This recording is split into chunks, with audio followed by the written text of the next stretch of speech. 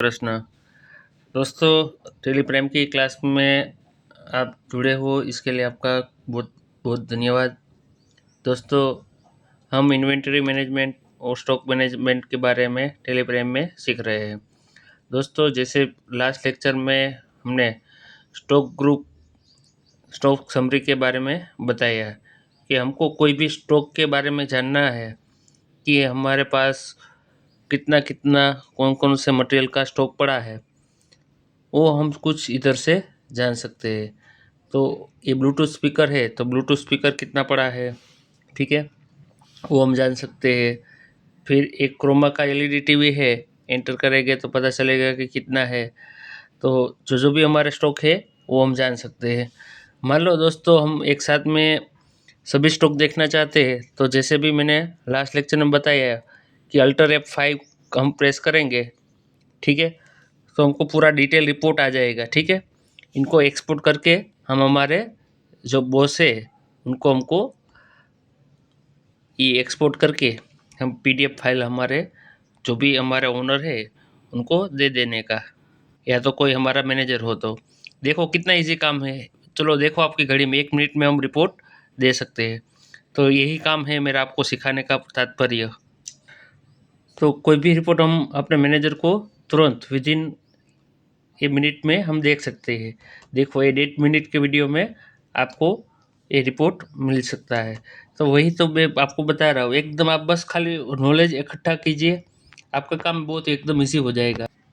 तो दोस्तों, ये हमारा रिपोर्ट ओपन हो गया है, ठीक है। तो ये जो जो भी हमारे पास में स्टॉक पड़ा है, तो वो हम ये रिपोर्ट का प्रिंट आउट निकाल के हम अपने सर को दे देने का, ठीक है।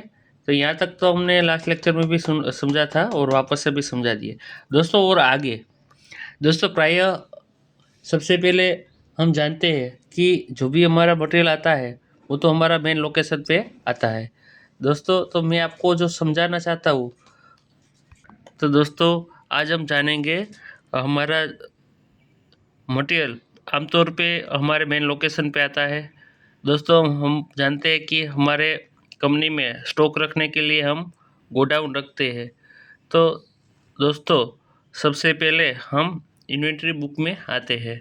दोस्तों, हमारे पास कितना कितना स्टॉक आइटम है, ठीक है, और स्टॉक आइटम के जरिए, ठीक है, हमारी कंपनी ओपन नहीं थी, हमारी कंपनी हमने ओपन कर ली, और स्टॉक आइटम के जरिए, ठीक है, उसमें हमको पता लगेगा कि हमारे पास में कितने कितने स्टॉक आइटम है, ठीक है। स्टॉक आइटम का लिस्ट यहाँ से हमको मिलेगा, ठीक है। और कोई भी नया स्टॉक आइटम क्रिएट करना हो तो यहाँ से कर सकते हैं। ये चीज़ बेसिक आपको पता है। अब बारी आ रही है गोडाउन की, जो आज का मेन टॉपिक है, ठीक है। तो गोडाउन में प्रायः आमतौर पे, ठीक है, जो भी हमारा मटेरियल जो भी परचेज करते हैं वो आमतौर पे हमारा मेन लोकेशन पे आता है, ठीक है। तो मैं आज गोडाउन के कॉन्सेप्ट को आपको समझा सकता हूँ आज, ठीक है। तो मेन लोकेशन क्या होता है, उनको लोकेशन को गोडाउन दोनों एक ही चीज़ है, ठीक है। मैं आपको यहाँ पे मान लो कि मेन लोकेशन की जगह पे आपको गोडाउन का नाम यूज़ करना हो, तो ठीक है। तो यहाँ पे आपको टेली में सेटिंग में जाना है, ठीक है। सेटिंग में जाके यहाँ पे आपको कंट्री में जाना है, ठीक है। कंट्री में जाके यहाँ पे दूसरा ऑप्शन है सार्क, सो एक्सेप्ट कर लो, ठीक है।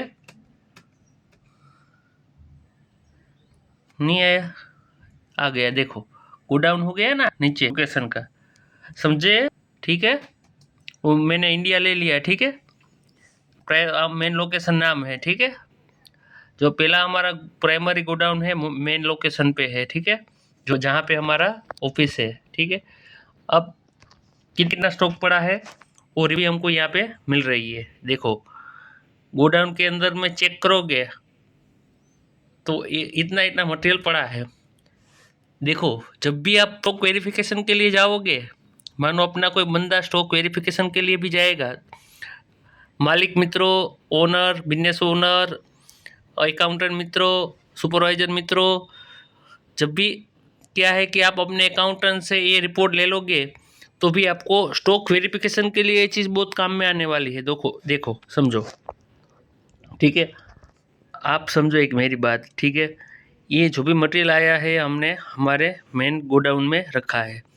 तो स्टॉक वेरीफाई कभी भी करना हो तो हम हमारे अकाउंटेंट के पास से मांगेंगे कि भाई हमको रिपोर्ट दे दो कि मेन लोकेशन हो या दूसरा जो भी मान लो लोकेशन का नाम हो, अल्फ़ा बीटा गामा। तो जो भी आप लोकेशन वाइज गोडाउन की रिपोर्ट ले लोगे कि कौन कौन से गोडाउन में कितना मटेरियल पड़ा है, तो आप, क्योंकि अभी तो आइटम थोड़ा कम है, तो बोले आइटम ज़्यादा हो तो आपको स्टॉक वेरिफिकेशन करने में इजी रहे। मानो गिनती करने के टाइम में आपको थोड़ा मिस्टेक लग रहा हो तो आप स्टॉक वेरीफाई वहाँ पे ही आप कर लोगे तो आपको दिक्कत नहीं रहेगी। डिस्पैच में काम कर किया है और अभी भी कर रहा हूँ, ठीक है। तो डिस्पैच वेरिफिकेशन सुपरवाइजर हो गए जो डिस्पैच का काम करते हैं, तो अपने अकाउंटेंट मित्र से वो क्लोजिंग रिपोर्ट ये कितना स्टॉक है उनकी ले सकते हैं, ताकि ये गोडाउन में जाएंगे बंदे, ठीक है, बंदा होगा सुपरवाइजर हमारा और हम भी मित्रों, अकाउंटिंग मित्रों, जब भी हमारा कोई डिस्पैच वाला बंदा स्टॉक वेरिफिकेशन के लिए गोडाउन में जाएगा तो उसको ये रिपोर्ट हमको देना है, ताकि उनको उनका काम एकदम आसान हो जाएगा। आप समझ गए होंगे दोनों मित्रों, अकाउंट मित्रों, डिस्पैच मित्रों, कंपनी के मालिक, ठीक है, सब लोग समझ गए होंगे। ये स्टॉक वेरिफिकेशन करने में बहुत इजी रहेगा, क्योंकि मैंने बहुत स्टॉक वेरिफिकेशन करने में मैं जाता हूँ तो क्या है कि वहाँ पे गिन के आता हूँ, फिर मैं अपने स्टॉक रिपोर्ट में देखता हूँ, तब पता चलता है कि ये 210 की जगह पे तो 209 नंग ही है, ठीक है।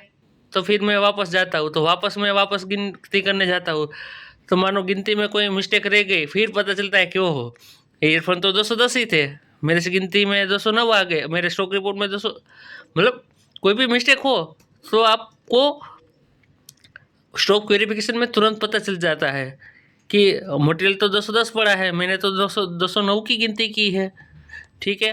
तो 209 की गिनती की तो हम फिर वापस वो गोडाउन से ऑफिस में आएंगे, ऑफिस में से गोडाउन के चक्कर काटेंगे, तो वहाँ के ही पता चल जाता है। हम 210 जो भी ईयरफोन है वो दोबारा गनेंगे, ठीक है। नहीं कि हम स्टॉक रिपोर्ट वहाँ पे देखने जाएंगे, वापस आएंगे, ये या तो अकाउंट मित्र को परेशान करेंगे या दूसरे किसी बंदे को परेशान करेंगे, ठीक है। तो ये काम सब दोनों के लिए इजी होगा। अकाउंट मित्र के लिए भी आपको तुरंत से फटाक से 1 मिनट में रिपोर्ट दे देगा, और आपके लिए भी जो स्टॉक वेरिफिकेशन कर रहे हैं डिस्पैच वाले बंदे, तो उनके लिए भी ये बहुत महत्वपूर्ण बात हो जाएगी। तो ये चीज़ बहुत ही इम्पोर्टेंट है। ये कंपनी का मेजॉरिटी काम हेडेक स्टॉक वेरिफिकेशन का होता है, तो उसमें सबको बहुत ही आसानी रहेगी, ऐसा मेरा मानना है। दोस्तों, आज के लेक्चर में अभी इतना और रख रहा हूँ, यही टॉपिक को आगे मैं समझा रहा हूँ, ताकि आप लोग बहुत अच्छे से रिलेट कर पाए और स्टॉक मैनेजमेंट और गोडाउन मैनेजमेंट को बहुत अच्छी तरह से डिटेल में आप सीख सके। दोस्तों, आज के लेक्चर में इतना ही। जय श्री कृष्ण दोस्तों।